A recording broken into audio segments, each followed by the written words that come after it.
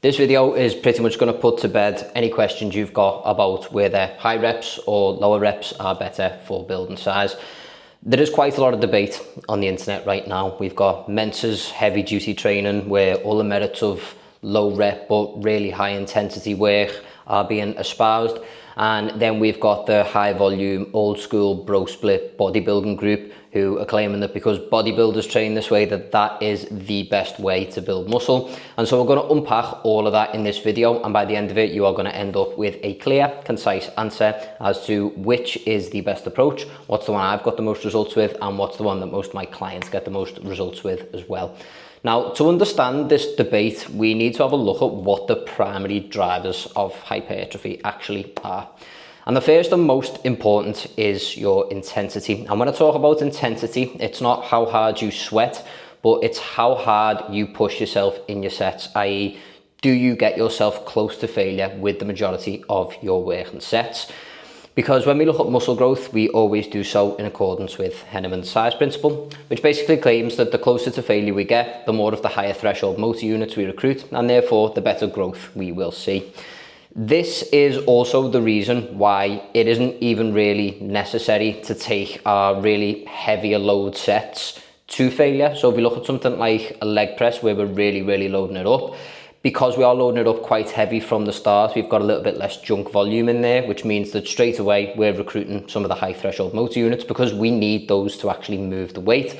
And therefore we can train in like the 4 to 5 RIR, reps in reserve kind of space, and still see pretty decent growth, although I wouldn't really recommend stopping there. I do think it makes a little bit more sense to just push an extra few reps out and maybe take it to like a 2 to 3 RIR for those heavier sets as well. Conversely, we do need to accumulate a lot more local fatigue with higher rep sets in order to get the same training effect. And I think with a higher rep set, sometimes we reach mental or cardiovascular failure before muscular failure, which can really deter our results. If we look, for example, at, I don't know, there's a lateral raise finisher that has been popularized quite a lot over the last couple of weeks, and it's essentially where you do 35 reps with one weight, you drop it and you do 35 to the next.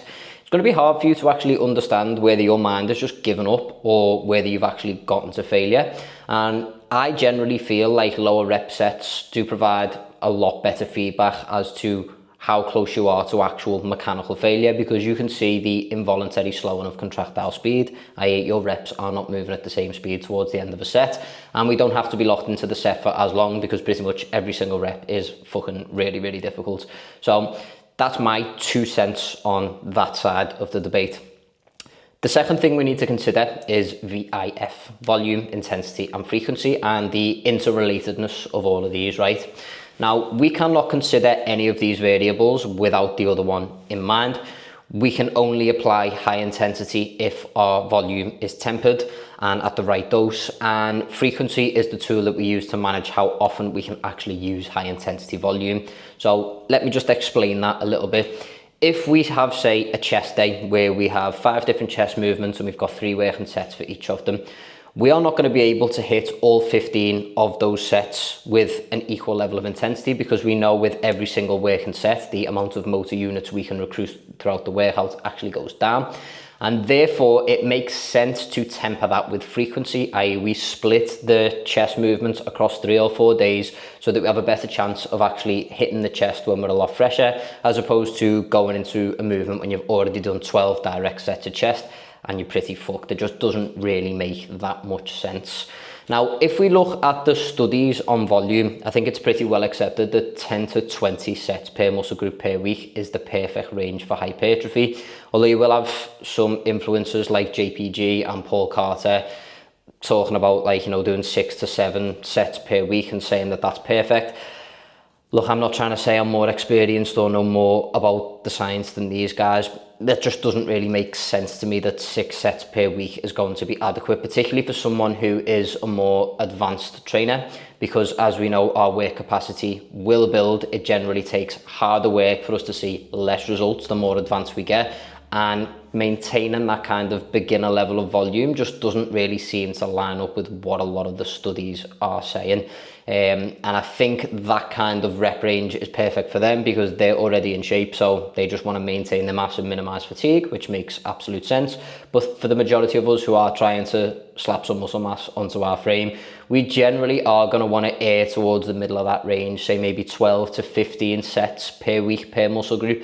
That's what makes the most sense for me. That's kind of how I program for my clients, and I've seen incredible results. If you've seen my Instagram page, you'll know that my clients get fucking fantastic results in that kind of set range as well.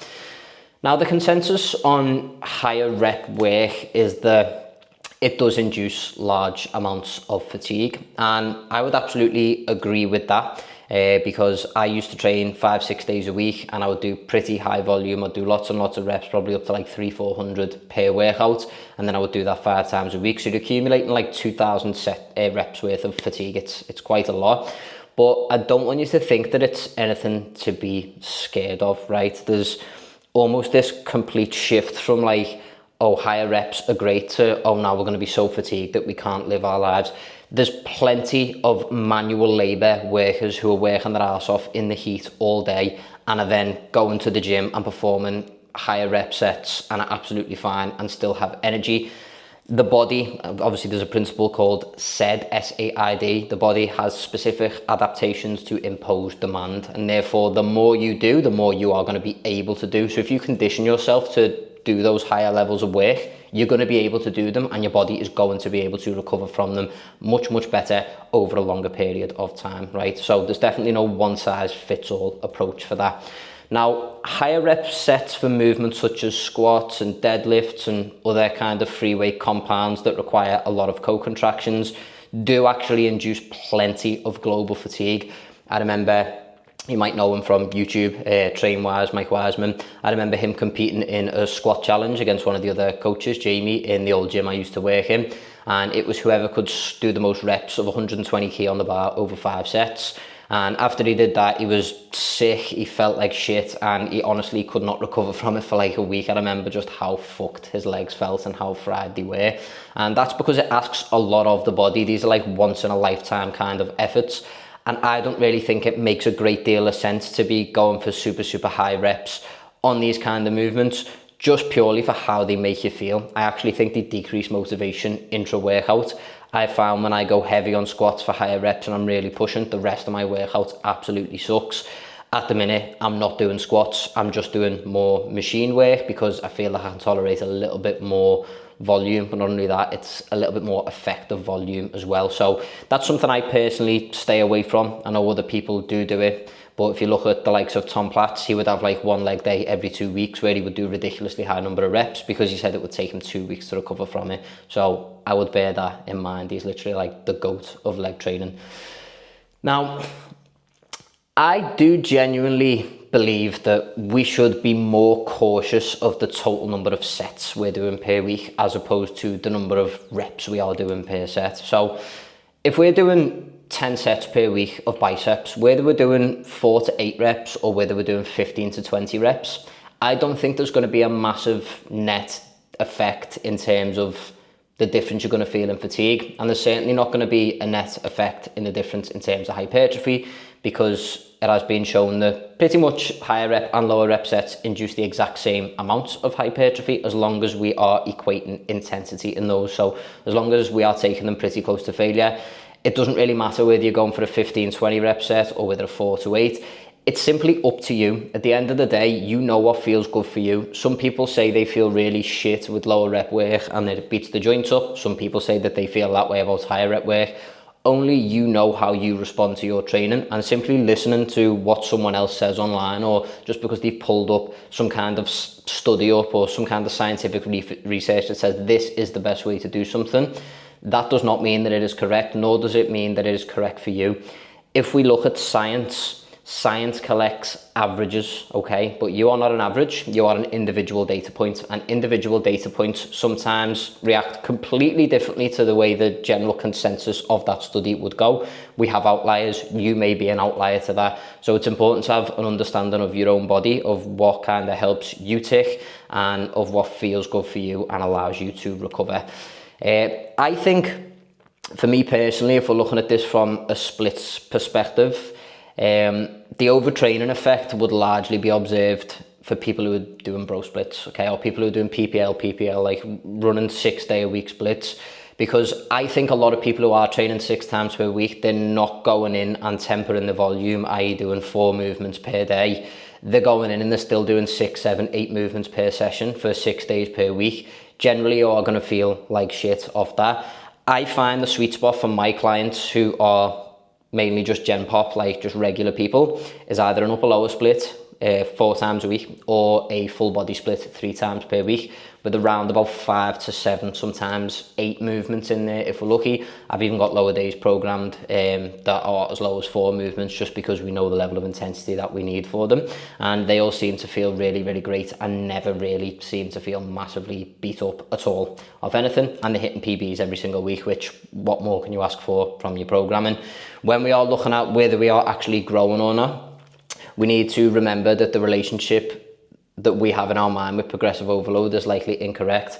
So the fact that we are progressing is a positive and a precursor to muscle growth. It's not the other way around. Okay, so it's important to note that, like, as long as the weights are going up, the form is standardized, and we are consistent, you are inevitably going to be building muscle. So keep that in mind. My advice is that both high and low rep are absolutely fine, but I like to use lower reps for primary movements, my compounds, and moderate to higher reps for accessory work.